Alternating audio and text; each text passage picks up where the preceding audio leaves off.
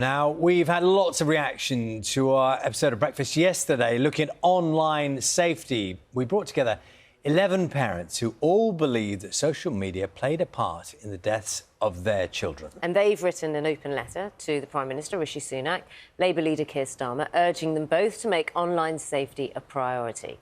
Our reporter Tim Muffet has been looking at the reaction to that discussion. Good morning. Welcome to Breakfast with John Kay. This was a powerful programme. For the next hour here on the programme, we're focusing on the online safety of children. At times distressing.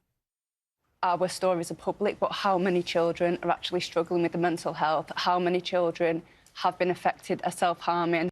At times inspiring. To have all these people on the couch, a club that we never want to be in, it pulls us all together. 11 parents of children whose deaths have been linked to social media. Jay watched Breakfast yesterday with his stepson Ethan.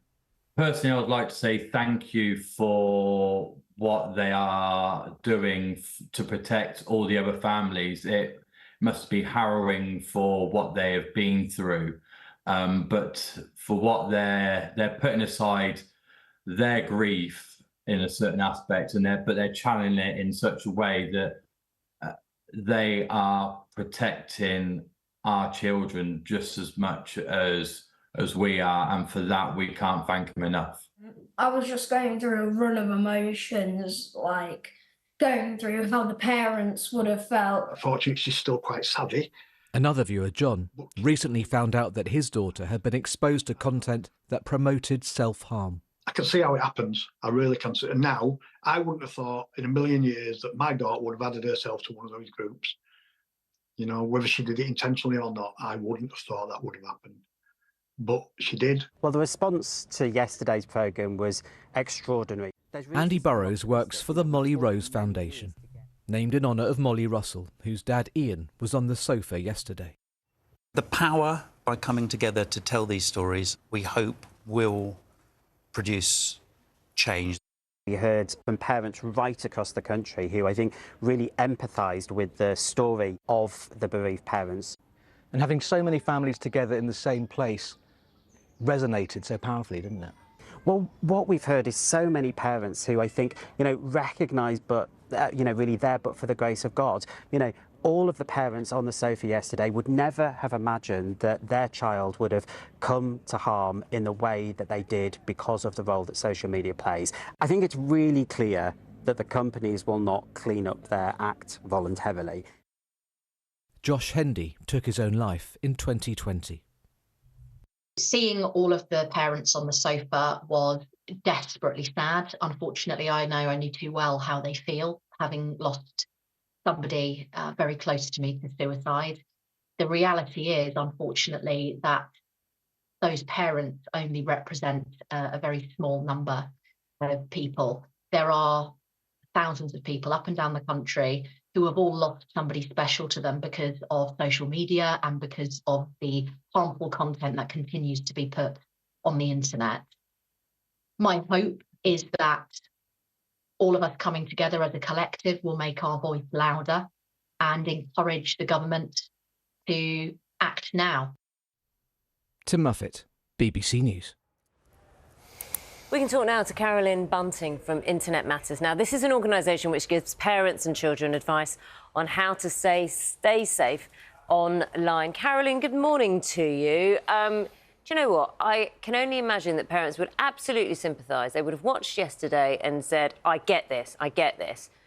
Advising children on how to stay safe online and advising children how not to be online, those are really tricky things to approach. And children don't want to be left out. They do not want to be the ones who aren't accessing what all their friends are accessing.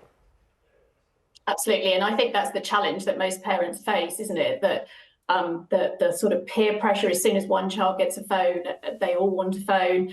And it's really sometimes quite difficult for parents to hold out, but we would definitely urge parents to do that. You know, there are minimum ages on apps for a reason.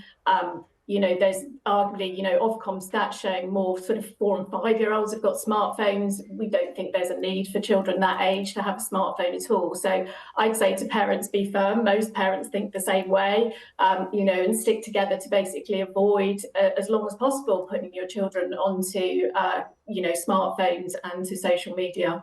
Do you know, I was listening to a discussion about this just yesterday, and there was an idea that parents actually collaborate without discussing it with their children first. So when you get to that age of when children are asking for a smartphone, for example, they're in a group, ironically maybe a WhatsApp group or something, and say, we're not going down that road. We're just going to go a very simple phone, not a smartphone. We're not doing it till they're 14 or something. Can we all agree the same thing? Is this what it's come to?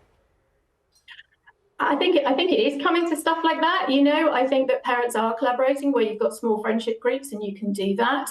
But inevitably, children will get on connected devices. And it's really, really important that parents, when they hand over those devices to their children, hand them over in a way that they are set up as safely as they can be. They'll never be 100% safe, but there are certainly proactive things that parents can do in terms of using parental controls on your broadband at home, using privacy settings, on social media, that you can, try and create a more age-appropriate experience and minimise the risks that your children might face. Carolyn, good morning to you. It's Charlie here.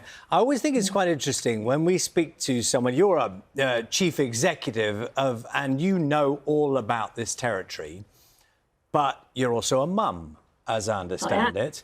And I think it's often quite illustrative to know, what do you do?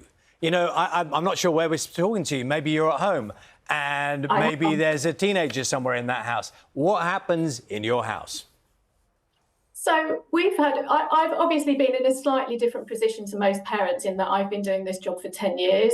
So my children were 5 when I started this job. And so I've had the privilege of being able to make sure that I know I'm fully aware of what's going on online. But they do have phones, they do have tablets, they do have certain apps. I've held out as long as I possibly can on the social media apps because I know that the risks that might come with them being on them, certainly under the age of 13. And we do have some rules about screen time, in terms of like no screens at bedtime, they have to be turned off and put away, because that's one of the most important things is about children getting sleep. But the biggest thing I've done is make sure that they understand the risks and that they know to come to me if something goes wrong and that we can resolve it together. And I'm nosy and I'm inquisitive about what they do online. And I think, unfortunately, until the regulation comes into play, in 2025, that's what parents have to do, is to be inquisitive and make sure you know what your kids are up to when they're using their devices. It's not always easy, is it, be like that? No, but I think, children are children at the end of the day. They respond to having rules. And if the quid pro quo is you want a mobile phone, then the balance of that is, well, I have the right to basically have a check-in on you, see what you're doing, see who you're talking to, and make sure as best I can that the things you're doing mean that you aren't coming to any harm. We appreciate your time this morning. Thank you very much. That's Carolyn Bunting, who is co-chief executive of Internet Matters, who look at practical ways of trying to handle what is a very difficult issue. Thank you very much.